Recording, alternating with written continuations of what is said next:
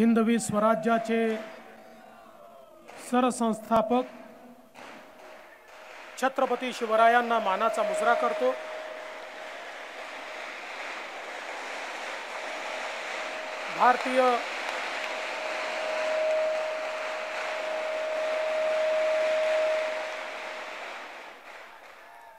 भारतीय राज्यघटनेचे शिल्पकार भारतरत्न डॉक्टर बाबासाहेब आंबेडकर यांना मानवंदना अर्पित करतो।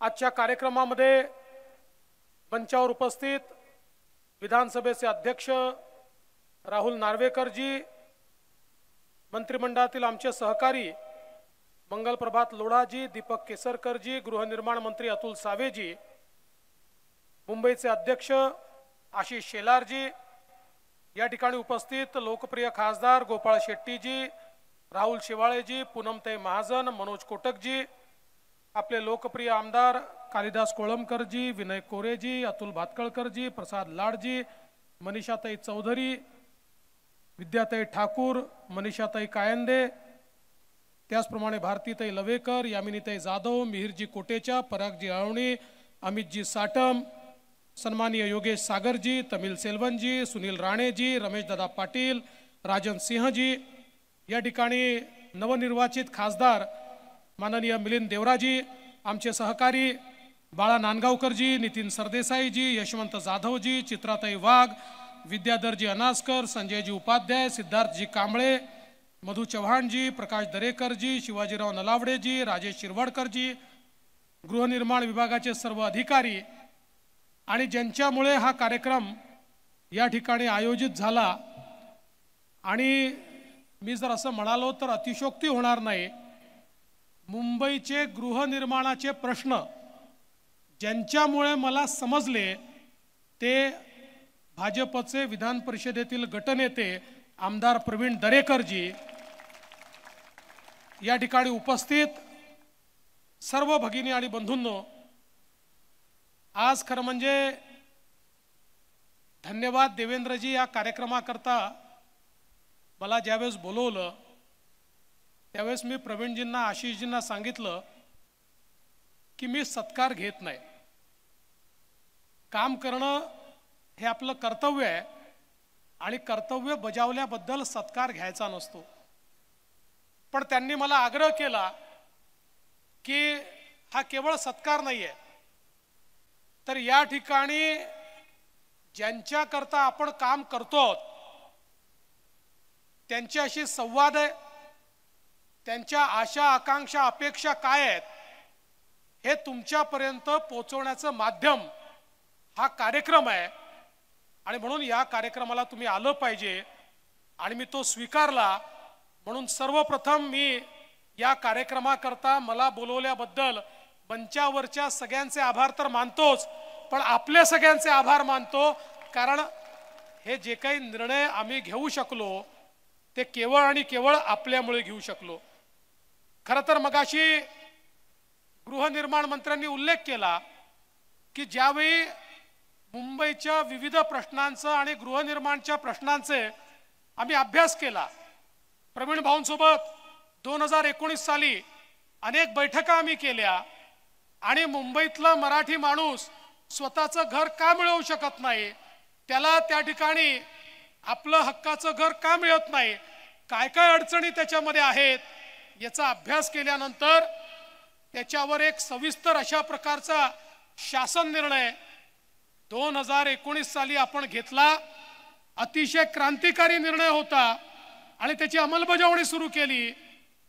दुर्दैवाने 2019 सालच्या निवडणुकीनंतर आपलं सरकार गेलं आणि ज्यांनी वारंवार आम्ही मुंबईकरांकरता आहोत, मराठी माणसाकरता आहोत, मराठी माणसाकरता आम्ही लढतो, अशा प्रकारच्या वल्गना केल्या, त्यांचं राज्य आल्यानंतर 2019चा हा सगळा शासन निर्णय त्यांनी गुंडाळून बाजूला ठेवला आणि पुन्हा एकदा 100% बिल्डर धार्जिण धोरण या महाराष्ट्रामध्ये आणलं आणि सामान्य मराठी माणसाचं, गरीब माणसाचं जे घराचं स्वप्न आहे, हे स्वप्न त्या ठिकाणी कुठेतरी गुंडाळून ठेवण्याचं काम त्यांनी केलं. आपल्या आशीर्वादाने माननीय शिंदे साहेबांच्या नेतृत्वात पुन्हा एकदा आपलं सरकार आलं.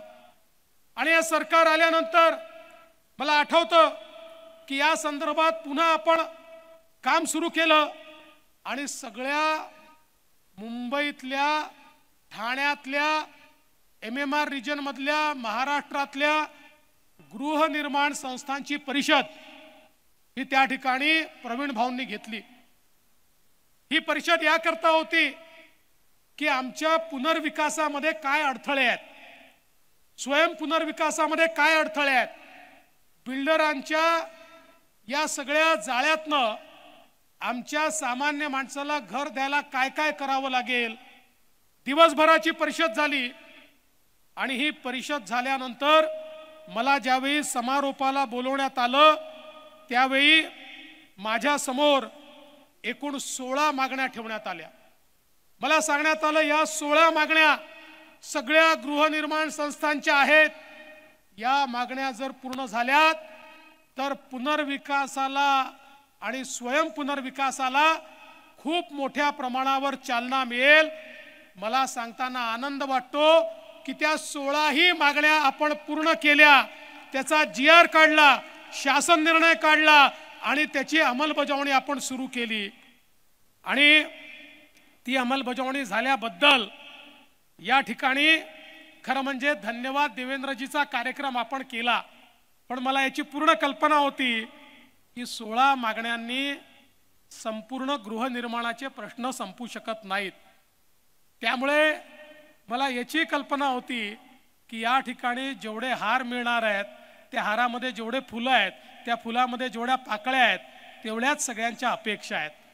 आणि काल आमच्या प्रवीण दरेकरजींनी, प्रसादनी, आशिषजींनी, आमच्या सगळ्या मंत्री महोदयांनी माझी भेट घेऊन नव्याने 35 मागण्यांचं एक डेलिगेशन मला दिलं आणि सांगितलं 16 मागण्या तर साहेब फार चांगल्या झाल्या, पण आता या 35 मागण्या आहेत. या 35 मागण्या जर मान्य झाल्या तर सामान्य माणसाला, मराठी माणसाला, गरीब माणसाला, झोपडपट्टीमध्ये राहणाऱ्या माणसाला, चाळीत राहणाऱ्या माणसाला, पागडी सिस्टीममध्ये राहणाऱ्या माणसाला त्या ठिकाणी न्याय मिळेल. मी आजच या मंचाला आश्वस्त करतो की या ज्या 35 मागण्या तुम्ही दिलेल्या आहेत त्यातल्या जवळपास 8 मागण्या या तर आजच मंजूर करण्यासारख्या आहेत. पण आता मी असं ठरवलंय की या 35 मागण्यांवर येत्या 15 दिवसात बैठक घेऊन सगळ्या अधिकाऱ्यांना बोलवून या सगळ्या मागण्या आपल्याला कशा मान्य करता येतील. मला याची कल्पना आहे की मी बघितल्या 35 मधल्या 9 मागण्या अशा आहेत की ज्या अत्यंत कठीण आहेत, ज्याच्यामध्ये केंद्र सरकारपर्यंत जावं लागेल, अथॉरिटीज पर्यंत जावं लागेल. पण मला विश्वास आहे की आपण सगळ्यांनी जर पाठपुरावा केला, मंचावर बसलेले आमचे मंत्री असतील, खासदार असतील, आमदार असतील, या प्रत्येकाचा पाठपुरावा इतका आहे की हा पाठपुरावा केला तर निश्चितपणे या 35ही मागण्या आपल्याला निश्चितपणे पूर्ण करता येतील. खरं म्हणजे मी परवा पाहत होतो तर त्या ठिकाणी एक पक्षी आपलं घर बनवत होता. सहज माझ्या मनामध्ये विचार आला की पक्षाचं घरटं बांधायचं असेल तर त्याला कोणाच्या परवानगीची आवश्यकता नाही आहे. तो आपली एक एक काडी जमा करतो आणि आपलं घरटं बांधतो. पण मनुष्याला जर घर बांधायचं असेल आणि ते मुंबईत बांधायचं असेल आणि ते पुनर्विकासात बांधायचं असेल तर 2-2, 3-3 पिढ्या निघून जातात, पण त्याचा पुनर्विकास त्या ठिकाणी होत नाही. आणि म्हणून कुठेतरी आपल्याला मनुष्याचे ज्या आशा आकांक्षा अपेक्षा आहेत त्या आशा आकांक्षा अपेक्षांना देखील आपल्याला पक्षाप्रमाणे पंख द्यावे लागतील. आणि या सगळ्या ज्या अडचणी आहेत या अडचणी आपल्याला दूर कराव्या लागतील. आजचा कार्यक्रम या अडचणी दूर करण्याचाच कार्यक्रम आहे हे सांगण्याकरता या ठिकाणी आलो आहे. आणि म्हणूनच पहिल्यांदा तर मला अतिशय आनंद आहे की या कार्यक्रमाकरता 8,000 गृहनिर्माण संस्थांनी 25,000 वैयक्तिक लोकांनी रजिस्ट्रेशन केलं। मला ऐकून आश्चर्य वाटलं की आम्ही राजकीय पक्षाचा कार्यक्रम करतो, आम्हाला माहिती आहे कार्यक्रम करणं किती कठीण असतं, पण खरं ज्याचं दुखतं त्याला समजतं। आणि म्हणून आपल्या दुखण्यावर कोणीतरी इलाज करण्याचा प्रयत्न करतोय हे लक्षात आल्यामुळेच 8,000 संस्थांनी रजिस्ट्रेशन केलं, 25,000 लोकांनी रजिस्ट्रेशन केलं आणि मला सांगितलं इतके निवेदनाचे गठ्ठे आले आहेत। पण मी तुम्हाला शब्द देतो, यातलं प्रत्येक निवेदन हे माझ्याकरता महत्त्वाचंच आहे। या प्रत्येक निवेदनावर आम्ही काम करू। आमचे दोन्ही पालकमंत्री असतील, आमचे या ठिकाणी गृहनिर्माण मंत्री असतील, आम्ही सगळे मिळून निश्चितपणे या ठिकाणी काम करू आणि लवकरात लवकर हे प्रश्न आपल्याला कसे सोडवता येतील याचा प्रयत्न करू। आज खरं म्हणजे ज्यांच्या घरी आलो आहे त्यांना देखील गोड बातमी तर द्यावीच लागेल ना। आपल्याला माहिती आहे अभ्युदय नगर, बाळाभाऊ, अभ्युदय नगरचा सीएनडीचा विकास हा अत्यंत महत्त्वाचा आहे। आणि म्हणून इथे येण्याच्या आधी मी पहिल्यांदा माननीय मुख्यमंत्र्यांशी चर्चा केली। माननीय मुख्यमंत्र्यांना सांगितलं आपल्याला देखील अभ्युदय नगरचे लोक भेटले होते, त्यांची फाईल सगळी रेडी करून गृहनिर्माण मंत्री मी असताना सगळा त्याचं काम आपण पूर्ण केलंय। अतुल सावेंनी उरलेलं काम करून ती आता कॅबिनेट पर्यंत पोहोचवली आहे आणि मुख्यमंत्र्यांनी मला परवानगी दिली की माझ्या वतीनं तुम्ही घोषणा करा की पुढच्या कॅबिनेटमध्ये अभ्युदय नगरचं सीएनडीचं प्रपोजल हे कॅबिनेट समोर घेण्यात येईल आणि अभ्युदय नगरचा विकास हा त्या ठिकाणी सीएनडी पद्धतीनं, आणि केवळ अभ्युदय नगरच नाही, बांद्रा रिक्लेमेशन असेल, आदर्श नगर वरळी असेल, यांचं त्या ठिकाणी विकास हा करण्यात येईल। आमचे कालिदास कोळंबकरजी या ठिकाणी बसले आहेत। कालिदासजी बसले आहेत म्हणजे पोलीस महिलांचा विषय हा त्या ठिकाणी मांडल्याशिवाय ते राहणार नाहीत। आमच्या भगिनी आलेल्या आहेत। आपण 27 पैकी 17 वसाहती आता पोलिसांच्या म्हाडाकडनं विकसित करण्याचा निर्णय घेतलेला आहे आणि आमच्या पोलीस महिलांच्या मनातला जो निर्णय आहे तो देखील अंतिम टप्प्यामध्ये आणलेला आहे। लवकरच त्या संदर्भातली घोषणा देखील कालिदासजी आम्ही करणार आहोत, कारण मला माहिती आहे ती घोषणा केल्याशिवाय तुम्ही मला सुखाने जगू देणार नाही। कालिदासजींचा जो फॉलोअप असतो तो सकाळपासून रात्रीपर्यंत असतो। रात्री कधीतरी 12 वाजता मला फोन करतात आणि सांगतात माझ्याकडे सगळ्या महिला आलेल्या आहेत आणि आत्ताच्या आत्ता निर्णय करा। त्यामुळे आमच्या पोलीस महिलांचा निर्णय देखील आपण लवकरात लवकर करू। मला आनंद आहे इतके वर्ष या बीडीडी चाळींमध्ये आमचा मराठी माणूस ज्या ठिकाणी राहत होता त्या ठिकाणी खऱ्या अर्थानं 1990 पासनं विकासाच्या गोष्टी चालल्या होत्या, पण विकास होऊ शकला नाही कारण त्याच्यामध्ये वेस्टेड इंटरेस्ट होता। लोकांना ही प्राइम जागा दिसायची, तिथले माणसं नाही दिसायचे, तिथला एफएसआय दिसायचा। एफएसआय ज्यावेळेस मी मुख्यमंत्री झालो त्यावेळी आम्ही ठरवलं काय वाटेल ते झालं तरी बीडीडी चाळीचा विकास करायचा। आम्हाला एफएसआयची चिंता नव्हती, आम्हाला त्या भिंतींमध्ये राहणाऱ्या लोकांची चिंता होती। त्या ठिकाणी 100 स्क्वेअर फुटामध्ये राहणारा आमचा जो सामान्य मराठी माणूस आहे याला घर मिळालं पाहिजे। पहिल्यांदा आम्ही निर्णय केला बिल्डर नको, या ठिकाणी म्हाडा त्याचा विकास करेल आणि त्या संदर्भात सगळे निर्णय घेतले। आता मोठ्या मोठ्या इमारती उभ्या होत आहेत आणि 100 स्क्वेअर फुटात राहणाऱ्या व्यक्तीलाही 560 स्क्वेअर फुटाचं घर हे त्या ठिकाणी आपण देतोय। आज त्या उंच इमारती पाहिल्यानंतर मला आनंद वाटतो की आम्ही केवळ मराठी माणसाच्या गप्पा मारल्या नाहीत, तर आज महाराष्ट्रातला सगळ्यात मोठा पुनर्विकासाचा प्रोजेक्ट हा कुठला असेल तर तो बीडीडीचा प्रोजेक्ट आहे की ज्याच्यामध्ये आपण काम केलंय। पीएमजीपी कॉलनी पूनमनगर असेल, अंधेरीतले काही वसाहती असतील, याच्याही विकासाचे प्रश्न हे म्हाडाच्या माध्यमातून आपल्याला करायचे आहेत। सुनील राणेजी गिरणी कामगारांचा विषय तुम्ही अत्यंत चांगल्या प्रकारे या ठिकाणी लावून धरलाय। मुख्यमंत्री महोदयांच्या नेतृत्वात आता पात्रता झाली आहे। आता त्यांचं घरांचं स्वप्न पूर्ण करण्याकरता आपण अतिशय गतीने या ठिकाणी काम सुरू केलं आहे। गोरेगावातल्या पत्राचाळीचा प्रश्न तर कित्येक वर्ष हा त्या ठिकाणी पेंडिंग होता, तो प्रश्न देखील आपण मार्गी लावला।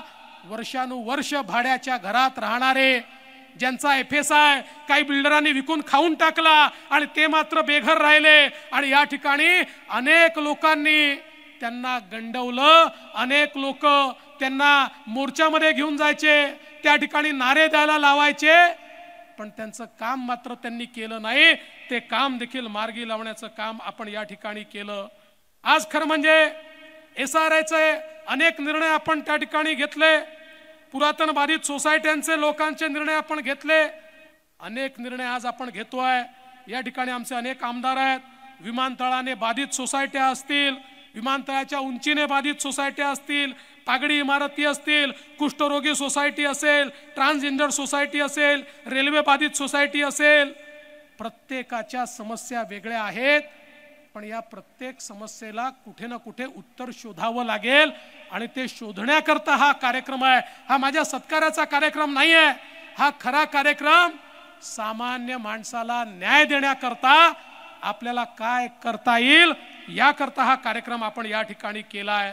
आणि म्हणून आपण स्वयं पुनर्विकास हा मुद्दा या ठिकाणी आणल्यानंतर किमान 25,000 वसाहती स्वयं पुनर्विकास जो आहे त्या संदर्भात 25,000 वसाहती ज्याच्यामध्ये 5 लाख घरांची निर्मिती आपण करू शकतो, याला आपण पात्र केलेला आहे।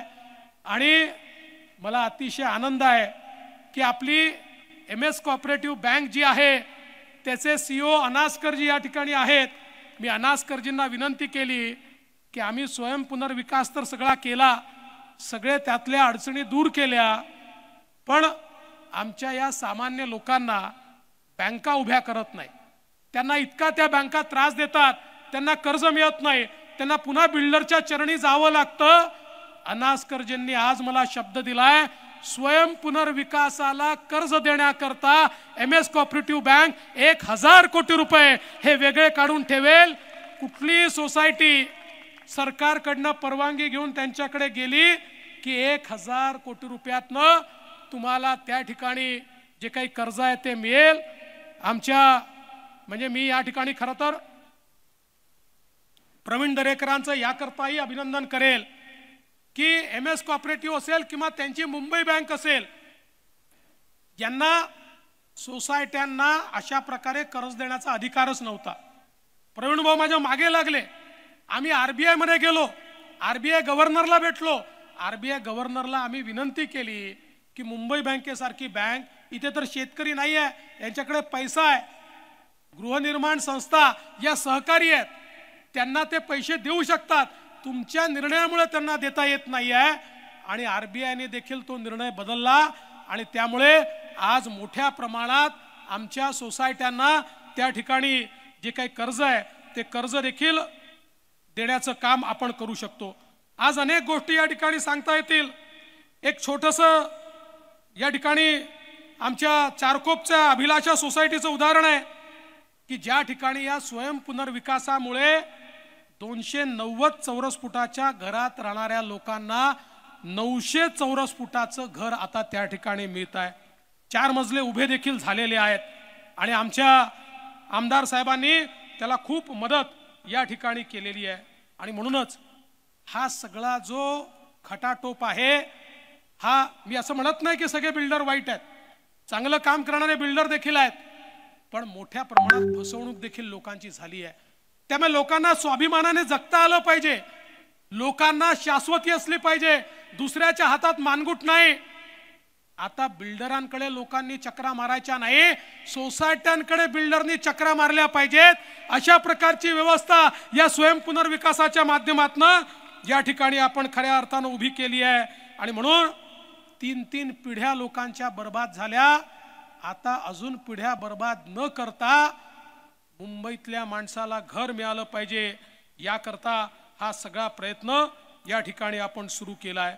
आणि म्हणूनच मी या निमित्ताने एवढंच सांगतो की आज ज्या काही वेगवेगळ्या मागण्या आपल्या आलेल्या आहेत, मगाशी विषय आला की कलेक्टर लँडवर 15% आपण फ्री होल्ड करता घेतले. खरं म्हणजे कलेक्टर लँडच्या फ्री होल्डचा पहिले विषयच नव्हता, त्या फ्री होल्ड होतच नव्हत्या. मागच्या काळात आपण सरकार आणलं त्यावेळी असा निर्णय झाला की आपण फ्री होल्ड करू. मागच्या आपल्या युतीच्या सरकारमध्ये त्या फ्री होल्ड केल्या आणि 15% घेण्याचं ठरलं. नंतर मागच्या काळात हे आमचे गृहनिर्माण संस्थेचे सगळे लोक आले आणि त्यांनी विनंती केली की 15% जास्त होतात. मी त्यांना सांगितलं सगळे बिल्डर लोकांनाच त्याचा फायदा मिळतोय, बिल्डर लोकच त्या ठिकाणी पैसा कमवत आहेत, फ्री होल्ड झाल्याबरोबर त्याची किमती फार वाढतायत. ते म्हणाले जिथे बिल्डर आहे तिथे सोडून द्या, पण जिथे आम्ही स्वयं पुनर्विकास करतोय अशा गृहनिर्माण सोसायट्यांना तरी तुम्ही त्या ठिकाणी सवलत दिली पाहिजे. आणि म्हणून आम्ही लवकरच 15%वरनं 5%वर स्वयं पुनर्विकासाकरता या ठिकाणी फ्री होल्ड चे पैसे आणू आणि त्यातनं या गरीब सगळ्या आमच्या लोकांना, आमच्या सोसायट्यांना मोठ्या प्रमाणात त्या ठिकाणी मदत मिळेल. खरं म्हणजे हे जे काही 30-35 वेगवेगळे मुद्दे आहेत, हे मुद्दे सगळे माझ्याकडे आहेत, पण उशीर देखील खूप झालाय, त्यामुळे मी त्या सगळ्यांचा उल्लेख करणार नाही. पण मला आनंद आहे की आता आपण पुनर्विकासाकरता फक्त 1000 रुपयाची स्टॅम्प ड्युटी त्या ठिकाणी केली, 56 वसाहतीचं सेवा शुल्क आपण त्या ठिकाणी रद्द केलं, त्या ठिकाणी सदनिका हस्तांतरणाकरता 1 लाख रुपये लागायचे ते 50,000वर आपण आणले, 14,000 सेस मालमत्तांच्या पुनर्विकासाचा मार्ग हा आपण मोकळा केला, मावनी अभिहस्तांतरण प्रमाणपत्र, स्टॅम्प ॲडज्युडिकेशन नोंदणी, मालमत्ता पत्रकात नोंद 6 महिन्यापासून 3 वर्ष लागायचे, 1 महिन्यामध्ये ते करण्याच्या संदर्भात सगळी व्यवस्था आपण त्या ठिकाणी उभी केली. अनेक गोष्टी या ठिकाणी आहेत ज्या आपल्याला निश्चितपणे सांगता येतील.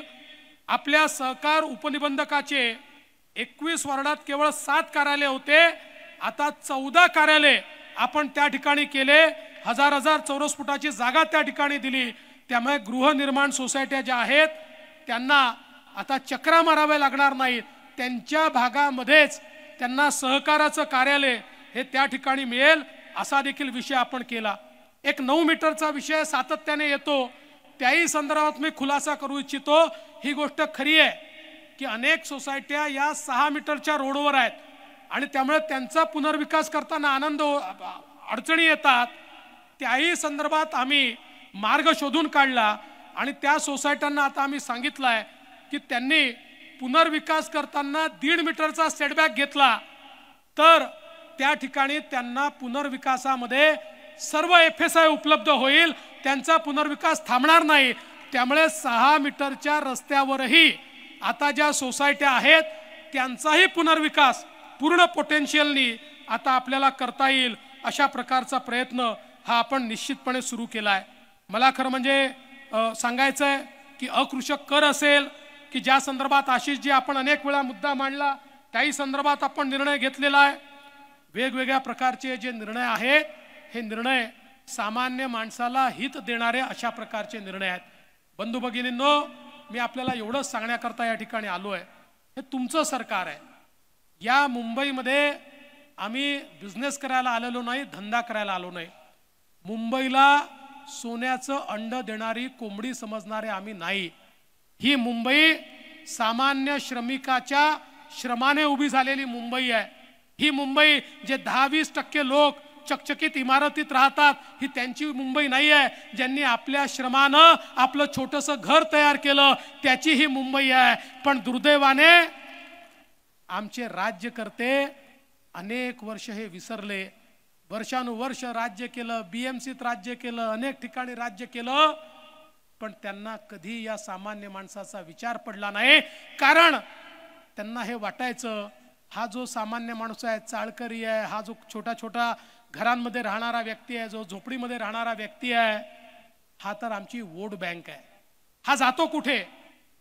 याला आम्ही काही दिलं नाही, नुसती आश्वासनं दिली तरी हा आमच्या मागेच येणार आहे. वर्षानुवर्ष निवडणुका आल्या की तीच आश्वासनं द्यायची, निवडणुकीमध्ये जिंदाबाद मुर्दाबादचे नारे लावायचे आणि निवडणुका संपल्या की त्यांना विसरून जायचं. पुढची निवडणूक आली की पुन्हा त्याच सभा, तीच भाषणं. असं 25-25 वर्ष तुम्ही बघितलं. पण गेल्या 10 वर्षामध्ये पहिले 5 वर्ष आणि आताचं 1.5 वर्ष हे आम्हाला मिळाल्याबरोबर जेवढे जास्तीत जास्त निर्णय घेता येतील ते निर्णय आम्ही घेतले. कारण आम्ही निश्चितपणे या ठिकाणी तुमच्याकरता काम करतोय, सामान्य माणसाला घर देण्याकरता काम करतोय. रक्तामासाची माणसं ही आमच्याकरता महत्वाची आहेत. FSI आणि TDRचे व्यवहार करणारे हे आमच्याकरता महत्वाचे नाही आहेत. आणि म्हणून आमच्या तिजोऱ्या भरण्याकरता या ठिकाणी मुंबईतल्या मराठी माणसाला हद्दपार करणारे कोण आहेत हे मी सांगण्याची आवश्यकता नाहीये. पण आम्ही आता या मुंबईतल्या मराठी माणसाला हद्दपार होऊ देणार नाही. त्याला याच ठिकाणी, याच मुंबईमध्ये त्याच्या हक्काच्या जागेवर, त्याच ठिकाणी त्याला त्याचं हक्काचं चांगलं मोठं घर मिळालं पाहिजे. याकरता जे जे करावं लागेल ते माननीय मुख्यमंत्री एकनाथराव शिंदेजी यांच्या नेतृत्वात आम्ही सगळे लोक मिळून या ठिकाणी करू, हा विश्वास देण्याकरता मी आलो आहे. बंधू भगिनींनो, परिवर्तन सुरू झालाय ते दिसतंय. हजारो सोसायट्यांचा पुनर्विकास सुरू झालाय. ज्यांचा अडलाय तो देखील आपण सुरू करणार आहोत. मला ती मुंबई दिसते आहे पुढच्या 10 वर्षामध्ये की ज्या मुंबईमध्ये माझ्या समोर बसलेल्या सामान्य माणसाला अभिमानाने आणि स्वाभिमानाने स्वतःच्या घरामध्ये जगता येईल. हक्काचं घर हे त्याचं असेल. अशा प्रकारच्या मुंबई करता तुमचा आशीर्वाद घ्यायला मी आलोय. मला धन्यवाद नकोय, मला तुमचा आशीर्वाद हवाय. आम्हाला सगळ्यांना तुमचा आशीर्वाद हवाय. तुमचा आशीर्वाद द्या. तुमच्या आशीर्वादाची ताकद बघा. तुमच्या आशीर्वादाची ताकद ही इतकी जबरदस्त आहे की परिवर्तन आम्ही करून दाखवू, एवढाच विश्वास व्यक्त करतो आणि माझं बोलणं संपवतो. जय हिंद, जय महाराष्ट्र. ABP माझा, उघडा डोळे बघा नीट.